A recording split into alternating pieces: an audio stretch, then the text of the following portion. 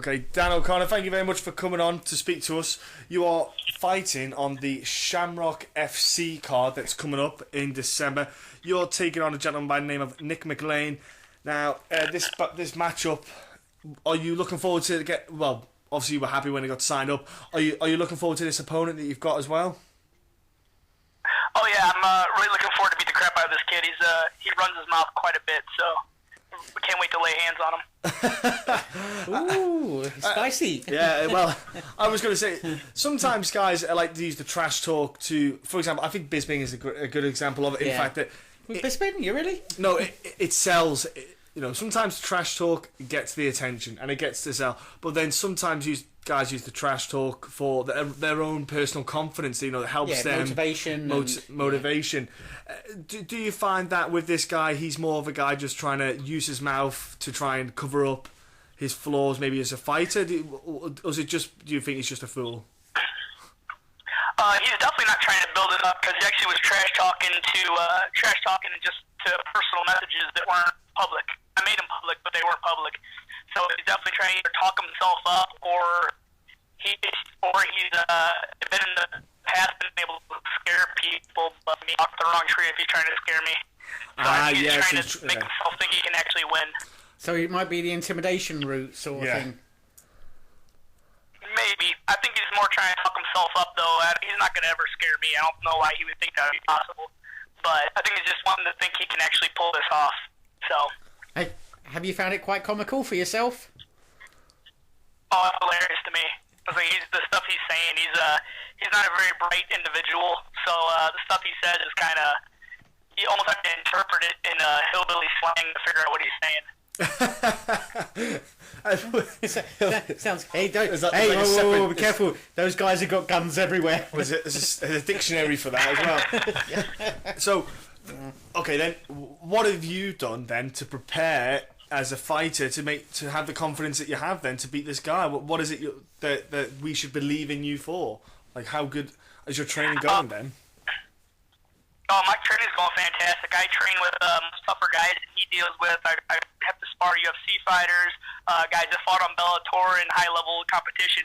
So, and I mean, I've fought guys that are way tougher than him, and the guys he's fought, I'm not really worried about the guys he even fought. He hasn't fought any competition that has matched anything anywhere near what I've had to fight.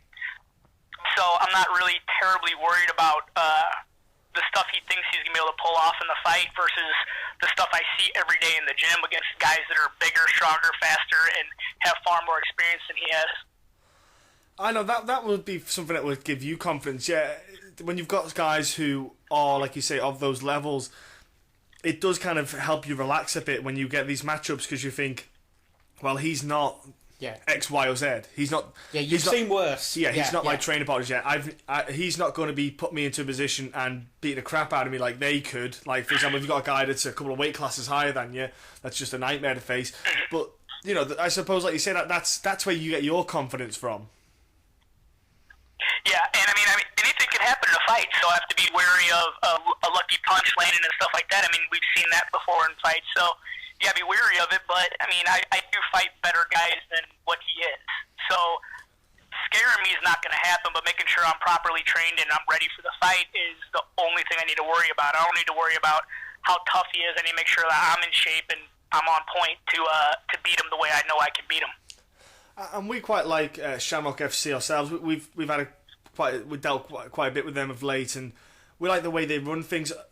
Being on their promotion, have you yourself found that they're quite obviously they're established, but do you look forward to fighting with that card, so to speak, dealing with them and working with them? Oh, I love working with this very professional card. I've worked for I've fought on a lot of local promotions and high level promotions, and I mean, just working with Jesse and Donaker and all the guys over there, it's really awesome just to have everything laid out from you and know what you're going to be dealing with. You don't have to worry about a lot of the crap that comes along with fighting on local promotions and worrying about if the fight's going to get canceled or anything like that happening. So it's a high level promotion, and I think they're going to be going really far in the next couple of years, much further than much further than they've been. They're just really expanding with the Bellator route and everything else that they have. So I really enjoy fighting for them, and can't wait to see what's coming in the future.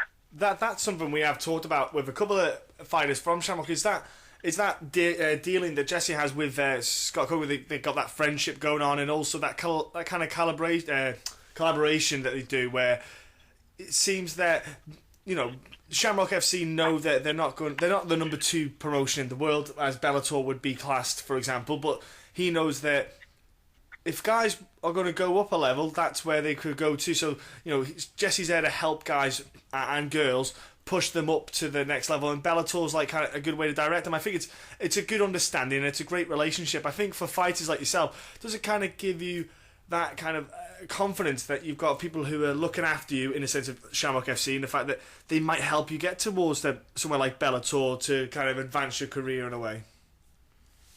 Oh, absolutely. I mean, Bellator is really making a big shift too lately. They with UFC doing the Reebok deal, you have so many fighters switching over to Bellator, and Bellator in a couple of years may be where UFC was.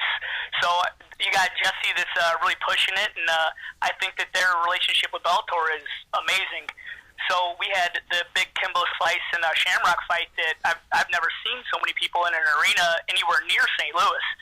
So the fact that he's hooked up with Scott Coker the way he is, I think it's great for anybody that is signed to Shamrock or guys that are working with Jesse, because they're going to be getting pushed to the next level and seeing all the cool stuff that's going on. Yeah, I think Scott Coker turning up at Bellator was a fantastic thing. When his name's left Bjorn Remby. Yeah. When Bjorn was there, he was murdering that promotion. And to be honest, we were quite outspoken, and we basically slated kind of Bellator a bit at the time. But then after Bjorn was outed, after his reign had ended, and Scott came in. Hats off to Scott Coker and Bellator for turning it all around and making it. Okay, it's not perfect, but it's miles better than what it was, and which makes MMA for fighters and fans. Yeah. Well, the thing was, they got rid of that outlet. They got rid of that kind of silly tournament style that they had, where it was like a cluster of Bellators, and it'd have a break, and then it'd come back again. They got to the regular shows they're doing, and also they've got the title fights is a bit more regular. It's good. I think it's a lot better structured now, and it's exactly what they needed. And I think Scott can steer them in that direction. He will basically turn Bellator into Strikeforce in a way it was managed there. So he's not going to do much different, And I think it's a great thing for MMA fighters really to have that kind of knowledge that Bellator back like that. And I do kind of agree with you in a way that with the Reebok deal, Bellator could at least be definitely a financially better place to go. Yeah, they're going to have a lot of fighters switching over, and a lot of fighters are going to rather be at Bellator, especially with the new format change under Scott Coker. With the old format they had, I mean, I still liked watching the fights, but the format was a little off, and I mean, it wasn't something you're used to that you see in usual fights. I mean, you look back at all the organizations that have come and gone, and the teams, like you had the teams set up for different organizations where they were trying to fight under like the Pythons and everything.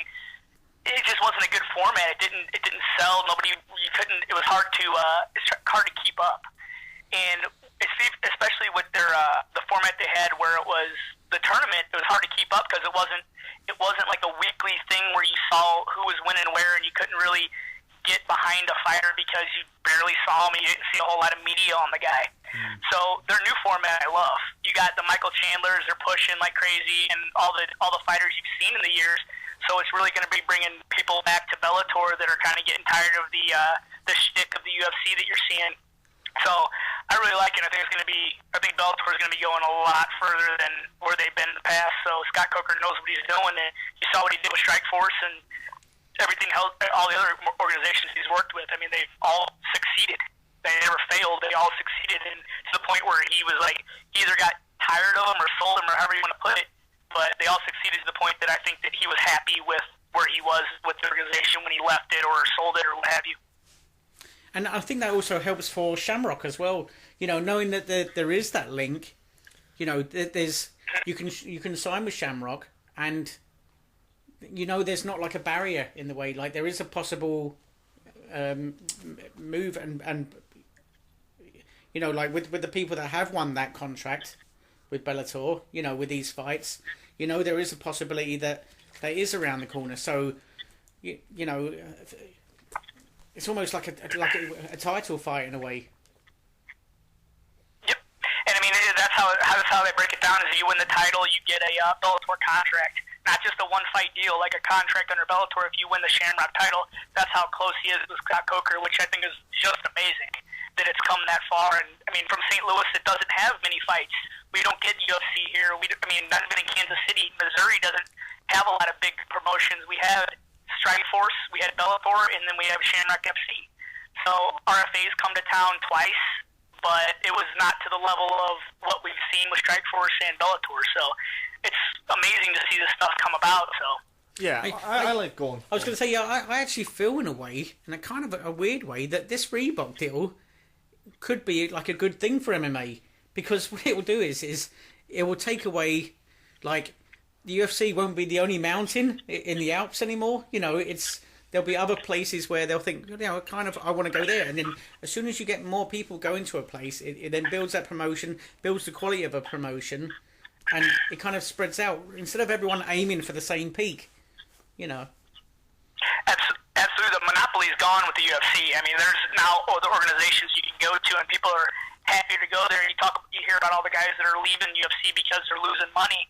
Well, Bellator has Viacom and whoever else behind them that's going to be putting money out there to get these fighters. You got phenomenal fighters that are coming over to Bellator that were title contenders that could easily have been a UFC title holder in the next 6 months to a year, and now they're over in Bellator. So the competition for Bellator is definitely being raised, and it's shifting a little bit from what I'm seeing. So people are rather going to Bellator, rather going to the UFC. It's not just the only outlet to go to anymore. I quite like the fact that there's that relationship, like you said before, with Scott and Jesse. I would like stuff like that to happen a bit more with other promotions, possibly around not just the States, but you know, even in the UK and elsewhere, where maybe a bigger promotion, instead of trying to be the big dog, I'm not saying bully the smaller promotion out the way, but work in conjunction and, you know, kind of have an understanding. I think, you know, yes, it's a business, and you know, sometimes, yes, sometimes they have to be a bit selfish, but I think in a way, if they could maybe have a mutual understanding and not trying to step on each other's toes and trying to work things out like Jesse and Scott have done, I think it would really benefit just MMA on the whole, just for all levels. It would give fighters a lot more. It would help relax their mind a bit more, so they don't feel like they're stabbing anyone in the back, or they're doing any wrong. They have a better understanding of where there is to go. Really, that kind of from grassroots to the big scene. I think it's good if they can do something like that a bit more with other promotions. Oh, absolutely. I was reading today that Bellator is going to be expanding to like Israel and London in the next year. Yep. So you're going to see that happen, and then I mean, if you can try and not put a fight on the same day that other people are putting a fight on, I mean, you're going to be making more money doing it that way. But everybody's trying to screw everybody in the business, it looks like, in a lot of ways. But we'll see what happens in the future. Hopefully, the way I see it is I see Bellator really expand in the next couple of years to a level that we've never seen them at, and UFC looks like it's kind of on the downside, especially I'd hate to ever see Conor McGregor lose a fight, but if he loses, and you got Ronda Rousey just lost, I mean, that's their big paydays. That's their big names that everybody knows. People don't even watch UFC. Mm-hmm. Those are their names they know because it's so much out there. Now, if they lose, now what are you looking at? I mean, Holly Holm doesn't have a whole lot of hype behind her that Ronda Rousey had, and she's not doing movies and whatnot. So you could see it. You could see a nice, good shift, and other organizations probably have a lot more room to start building up if UFC isn't taking all of the pay-per-view. You know. Yeah, it'll all be about Paige and Sage if Conor drops as well. You see. That's what you'll be looking at. And, you know what? And Conor's got an arse of a fight ahead of him. Hell of a fight. I mean? Fuck that. You know, Jose is no joke. And I mean, you said Paige and Sage, and they're coming up too, but they still don't have the background. I mean, they're going to be something big. Yeah, they're but like they're not potential. there yet. Yeah. They got potential stardom. Yeah, it's good times. I mean, you know, neither one are. So go on. Neither one are really are able to talk over. I mean, they're not big talkers, so that sells a little bit of a fight. and their personalities aren't too big or big enough to really go into movies or anything like that yet. So in the future it's possible, but right now they both seem like very nice people, and they're not going to be. They're more GSP-ish, if you will, where really good looks, but not going to hype a fight other than looking good and winning fights. So I mean, he was phenomenal in the day, but now the game changed when Conor McGregor came out and Chael Sonnen came out, and they could talk people up to buy the pay-per-view. Yeah. I don't see that on a Paige and Sage, but it's possible. See what happens. I would do a film with Paige, just me and her. Absolutely. A few more of your brothers. What kind of film are we talking about? Yeah, that's not going to be in all cinemas. That might be straight to DVD. That one. No, but it is a game changer. The way the sport is kind of. But if you see, the thing is, with Sage, he's going to be. His year will not be 2016. It'll be 2017. With the big they'll build him in 2016, but that top echelon will be 2017 at the earliest. Yeah. And I mean, with Sage, the way I see it, I mean, he's phenomenal, but I don't know if he's been quite tested the way that I'm worried about when he gets in with a guy that's really good, that's tough and hard nosed. He's going to take him down and grind him out. Yeah. See what happens with him. I mean, the guy is phenomenal. He has crazy athleticism, and he could be something fantastic. Provided, and I'm sure Dana White's going to hold him back a little bit and give him a little bit easier fights as he gets better. But we haven't seen him tested. I watched all his fights, and he's a phenomenal athlete, and he's definitely working people. But as of right now, he hasn't. If they threw him in with a killer now, I don't see him pulling that off. Oh, he got knocked out. Also, he's been knocked out. He's amateur. Yeah, he did. He's been knocked out in amateur. Yeah. Yeah, it was awesome. But I mean, and he fought on a same promotion pretty much most of his amateur career. Not a big promotion and big promotion in Missouri, not Missouri, the United States, but. They're definitely building him up if you look at the caliber of the guys he fought. So hopefully they kind of groom him to become something as opposed to like throw him to the wolves. Yeah, it would be a silly move just doing stuff like that because you're blowing a kid's career as well. Yeah, you think he's still very, very young. He's still young in his MMA career, and so I think it is one of them ones. I think they should do that though with a lot of fighters. They should nurture it a little bit. They should nurture him, even though they sign him on. Like for example, CM Punk. I'm sure they're going to nurture him before they. Yeah. He'll be collecting his pension before he's nurtured. God. I got guys in my gym that would work CM Punk. I would love to see them on there, but they don't have the name that CM Punk has, and they wouldn't. And they're not going to sell the tickets that he would sell. So I don't think that he's going to get thrown in with any of the killers that I have in that weight class at the gym I work at. I know it's kind of like I don't know how they're really going to do that one. I mean, it's. They said they're going to give him someone of a lower level, like obviously a number of fights, but like they're going to have to sign someone in, and it's really weird.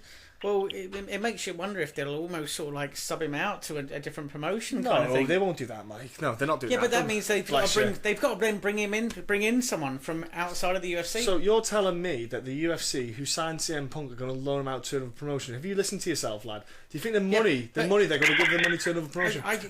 Sit down. Who's he going to fight? Sit down upstairs. Yeah, but what I'm saying is there's no one currently signed to the UFC that would let him fight. They're going to bring someone in, Mike. They said that. I know, but that's what I'm saying. It just doesn't make sense. It will, because they don't want to just throw them to the lambs anyway. But look, Dan, you're fighting on the Shamrock card coming up on the 5th of December, because there's obviously there's one before that, because they have a few cards. Nick McLean, you're going to have an interesting fight with, obviously you're going to aim for his mouth and try to stop him from talking anymore. That would be your goal. And obviously maybe try and hurt his fingers, so he can't, be a keyboard warrior. But before all that, if people want to jump on social media, how can they do that, man? Like, how can they jump on like your Facebooks or Instagrams or MySpace and all that stuff? Pretty much, if you just look up Johnny Irish, it's under the Johnny Irish on almost everything. My Twitter, my Instagram, and I have my fighter page on Facebook as well. So I mean, it's not hard to find me. Just look up Johnny Irish. nickname I've had for years from my coach, and it's not hard to do, and I'm a little bit entertaining, it seems like, so I have people that like watching the stuff I put up, so. And what about sponsors, man? Have you got people there that help you out and back you? Oh, absolutely. I got Diablo Ink Tattoos with Aaron Lowe, who does all of my artwork. If you ever see my tattoos, I got some pretty awesome tattoos from the guy.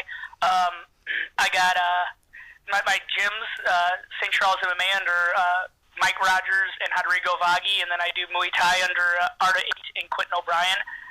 My sponsors, other than that, change as the time goes. So I have a lot of other great people. I have my wife that backs me best she can without trying to murder me every day. But I got a few sponsors, but that's about it off the top of my head that I can think of. And obviously, you mentioned your wife helps you, supports you. What about anyone else there? Obviously, training partners in particular or anything like that? All of my training partners. I got Josh Sampo, EJ Brooks. I got Matt Ricehouse, who fought on Strikeforce, who's phenomenal. Adam Donovan always comes in to help me. He's fought on a lot of promotions. That's one of my main training partners for this one. He's beating the crap out of me daily. Luis Pena, he's coming up. He's coming up as an amateur, but he's a phenom. He's going to be somebody to look for in the very near future. And I mean, just about everybody at my gym has really been helping me out, especially after they saw some of the stuff this kid said. They're really pushing me. The guys are fighting on big cards, and they're more worried about me fighting this guy than they are worried about that. So, and guys will come out and visit me at my strange weekend job and hang out there. So I work at a strip club on the weekend, so I get to see all my buddies that come out and hang out with me. Yeah, because they all come out to hang out with you. Yeah, it's all about you. That's why they're seeing you. Yeah. But there's not a lot of hanging going on. The strippers come and see them. If you feed the strippers are around you. Trust me. Ooh. Do they pick up the fag butts as they roll around on the floor? Say no more. I tell you what, we had Josh Sampo on the podcast a while back. Yeah, we did have Josh. I'll tell you what, though, we'll come and see you as well at work. I think we'll have to schedule. We'll even come on your day off. Yeah, no need. It's all right. We'll wait. Whether you're there or not, we'll get a drink and wait. Yeah, I've heard they're lovely to talk to. Yeah, they are. I'm sure they are lovely girls. And their lunch buffet is phenomenal. Trust me. Buddy, thanks very much for coming on and speaking to us. Have a great time. Have a great fight. Enjoy the last few bits of your camp, which isn't you're not that far off now. And just enjoy putting a show on. And anyone at home who wants to watch the fight, you can on Shamrock FC, the website. Go on there. You can pay to watch the whole pay-per-view. They have them on all the time, so you can always do it that way if you can't make it to the event, and you can watch it anywhere in the world. So make sure you tune in. And yeah, like I said, thanks for coming on and giving us some of your time. All right. Well, thank you very much for having me on. I appreciate it.